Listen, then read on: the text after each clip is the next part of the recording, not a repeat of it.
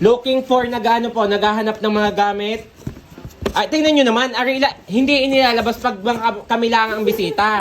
Pero pag ang mga bisita ay mga katrabaho ni Des, sa Epson, at mga katrabaho ni Ga, sa Isawan, labas lahat. Labas lahat yung mga magagandang iyan, yung mga gagandang iyan. Diyos ko. Ilinis siya, ayun ang pinapamot ko. Eh, kita mo ang supervisor magpapalit ng outfit. Huwag mo itago yung stretch mark. Wow! Isa din ba kayo nakaka-relate sa mga damitan ay kahon? Huwag na po kayo mag-atubili. Ito nga pala ang pinopromote ko. Ito yung matubal pa sa mukha ko. Ay, magkapatid nga si Inay at saka si Ninang. Ang daming Ganito kahon. din si Inay eh. Hanggang ganito din. Papagaling ng sako.